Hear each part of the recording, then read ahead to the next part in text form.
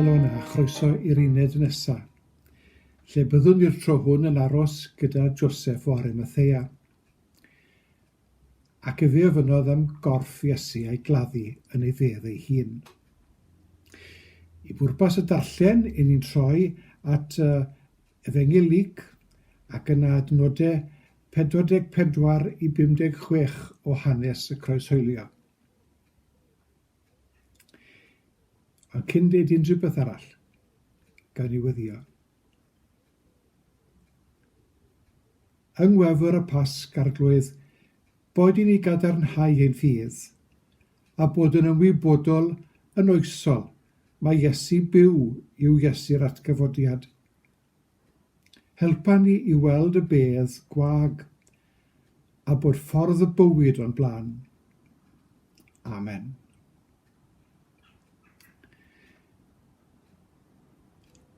Roedd digwyddiad y croeshoeliad yn un erchyll, fel pob croeshoeliad arall. Ac mae'n anodd tybied pam y byddai pobl yn tyrru i weld y fath olygfa. Efallai mae ymwelwyr o'n nhw a Jerwsalemaeth yn wyl bwysig iddyn nhw. Ac iddyn nhw feddwl diawcs gan bod yna berfformans fel hyn i fod, gwell i ni fynd i weld. Falle mae rhywrai oedd wedi gwrando ar Iesu o hirbell ac yn tybied, a fydd yn cyflawni'r peth gwirthiol rhyfeddol yna. A oedd rhain credu y gallai fe, ynte does ti weld yn methu fydden nhw. Pwy a wyr. Yn hanes y temtio, roedd Iesu wedi ymwrthod a'r syniad o neidio o binacl y deml, fel ffordd o ennill teyrnas Dduw. A pryn y bydda fe'n neidio oddi ar y groes, a hynny'n arwain at y dyrfa mewn amser yn chwilio am berfformans gwell, mwy cyffroes, gwahanol. Bu farw Iesu. A Joseff, y disgybl cudd efallai, yn gofyn am ei gorff e. Ac fe ganiatawyd iddo i ddymuniad. Fe dynwyd y corff i lawr a'i gludo i fedd mewn gardd oedd yn arbennig o bwysig, lle roedd y cyfoethogion yn trefnu lle. Twll mewn craig, ogof, bedd. Ac o gael ei ffordd, bod yr cefnogwr o bell, y disgybl dirgel, yn falch o wneud rhywbeth ar Iesu. Mae'r lle yma ni'n sanctaidd yng ngolwg pobl heddi. Mae'n rhan o eglwys, adeilad mawr. The Church of the Holy Sepulchre yw'r enw Saesneg.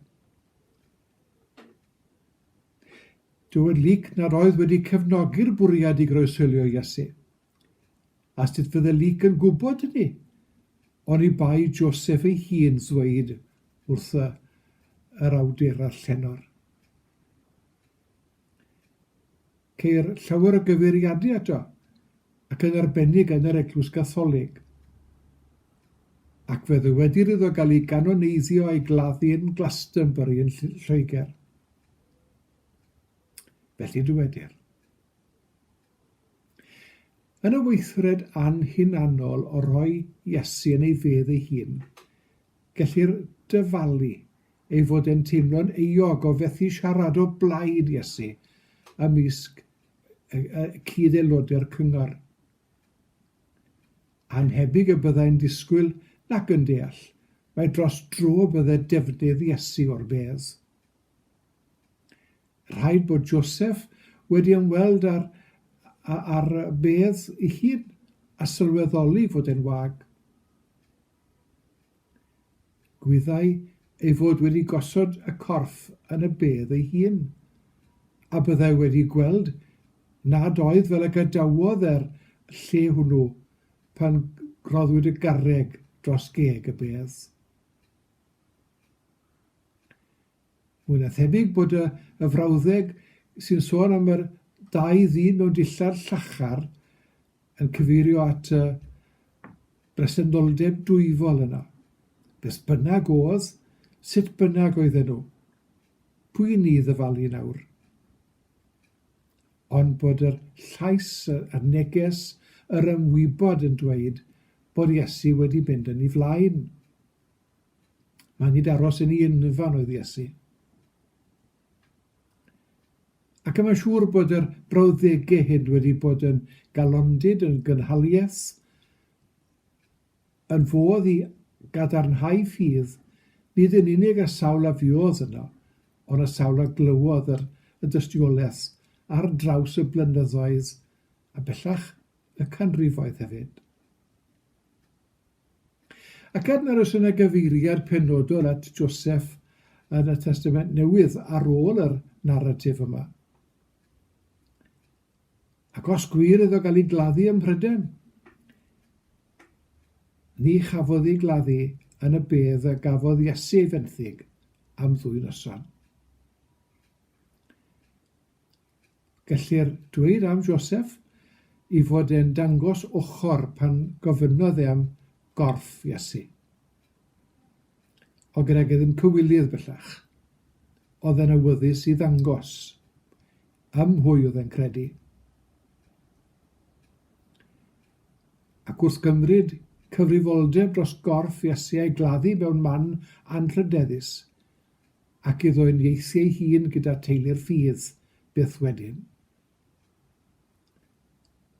Roedd amryw yn amharod i ddweud ar goedd iddynt weld Iesu fel mab Duw, ond bod y croeshoeliad yr atgyfodiad wedi troi Joseff o fod yn Gristion y cysgodion i fod yn Gristion cyhoeddus.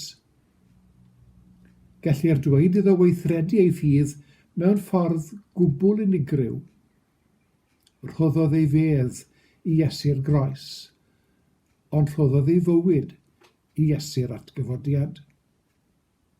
A ellir hawlio ein bod ninnau wedi dangos ein ffydd a rhoi'n bywyden gyfan gwbl i fab Duw a gwaredwr byd. Pryd bynnag yr edrychwn ni ar y stori hon, mi fyddwn ni'n siŵr o gael yr ing yna o deimlo a allan ni fod i dweud yn gliriach ac a allan ffydd i fod yn llwyrach. Gydwch chi'n orffen gyda gar o weddi. Arglwydd, diolch am y fraint o wybod fod Iesu'n fyw a'r bedd yn wag.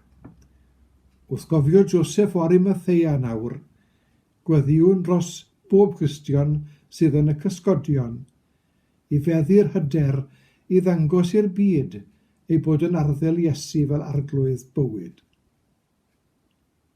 Cymer arglwydd fy einioes i, i'w chysegru oll i ti. Cymer fy munudau fod fyth yn llifo dy glod. Cymer fy serchiadau ior, wrth dy draed rwy'n bwrwy stor. Cymer arglwydd, cymer fi byth yn unig oll i ti.